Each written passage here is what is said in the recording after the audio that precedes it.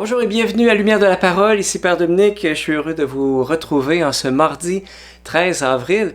Écoutez, vous nous rendez toujours un grand service quand vous likez, quand vous commentez, que vous partagez les capsules Lumière de la Parole. Ça indique aux algorithmes de Facebook ou de YouTube que il se passe de quoi ici. Alors, merci pour de partager nos publications, si vous les aimez, évidemment.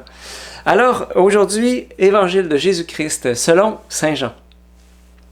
En ce temps-là, Jésus disait à Nicodème, « Il vous faut renaître d'en haut. Le vent souffle où il veut, tu entends sa voix, mais tu ne sais ni d'où il vient, ni où il va. Il en est ainsi pour qui est né du souffle de l'Esprit. » Nicodème reprit, « Comment cela peut-il se faire? » Jésus lui répondit, « Tu es un maître qui enseigne Israël et tu ne connais pas ces choses-là. Amen, amen, je te le dis. Nous parlons de ce que nous savons et nous témoignons de ce que nous avons vu. Et vous ne recevez pas notre témoignage. Si vous ne croyez pas lorsque je vous parle des choses de la terre, comment croirez-vous quand je vous parle des choses du ciel? Car nul n'est monté au ciel, sinon celui qui est descendu du ciel, le Fils de l'homme.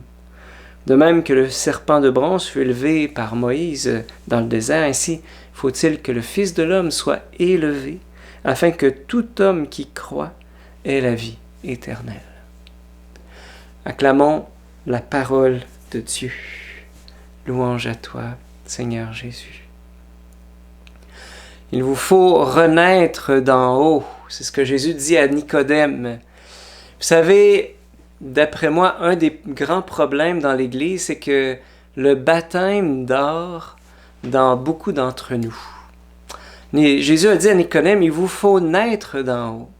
De manière classique, on sait bien que c'est dans le baptême qu'on naît de nouveau. Hein? Mais le problème, c'est que la plupart d'entre nous, on a tous été baptisés quand on était bébé. Et quelque part aussi, dans toute l'histoire de l'Église, le baptême des bébés, c'était une exception, alors que ce qui était normal, c'était le baptême d'adultes. Et l'exception est comme devenue une sorte de règle, une sorte de norme, de sorte qu'on a comme un peu perdu l'idée d'être baptisé pour entrer dans une vie nouvelle. Et aussi et surtout, beaucoup d'entre nous n'ont jamais vraiment fait l'expérience de l'Esprit Saint, l'expérience d'une vie nouvelle. Il y en a, mais je pense qu'on n'est pas suffisamment nombreux. Et on se dit, je viens à la messe, je prie mon chapelet, je donne la quête, puis c'est tout. T'sais. Puis là, on se croit vraiment up-to-date, là.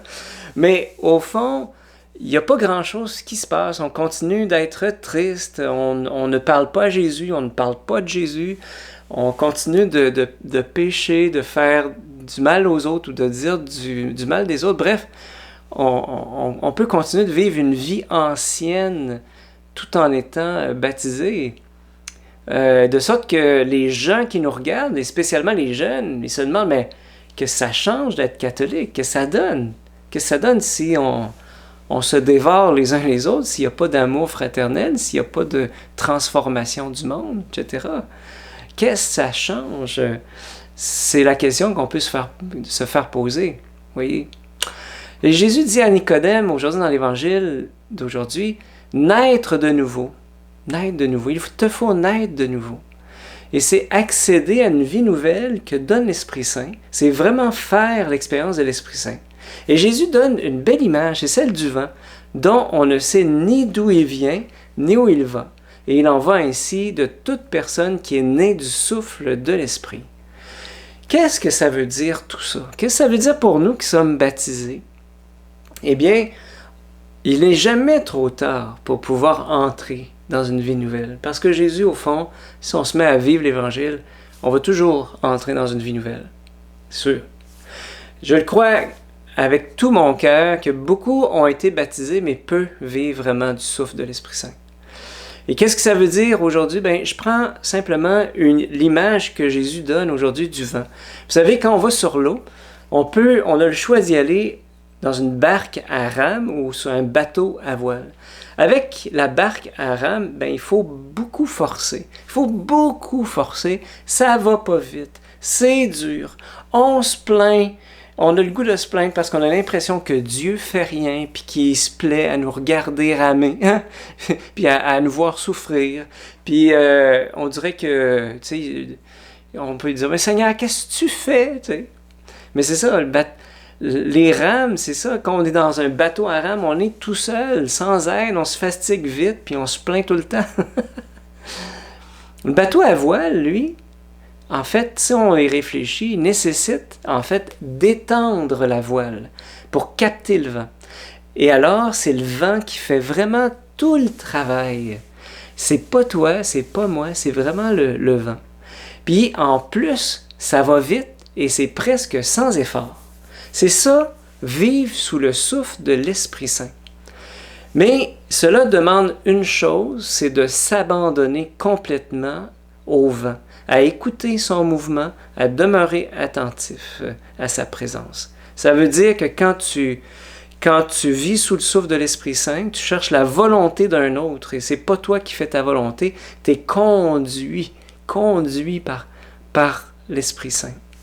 Et donc, c'est finalement accepter de se laisser conduire, c'est accepter de ne pas tout contrôler.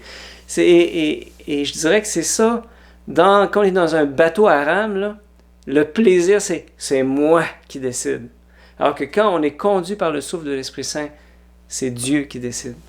Et le vent, on ne sait ni d'où il vient, ni où il va. Ça peut être quelque part un peu insécurisant. Et donc, on peut se poser la question, je me pose la question à moi et à toi, où en est notre baptême? Est-ce qu'on en est encore au bateau à rames ou bien on a fait l'expérience du bateau à voile? Est-ce que j'ai fait l'expérience bienfaisante de l'Esprit Saint dans ma vie?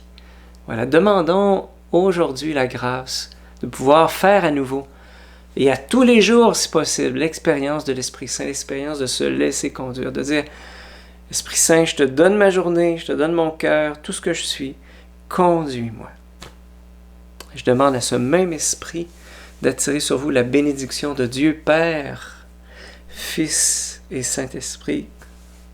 Amen.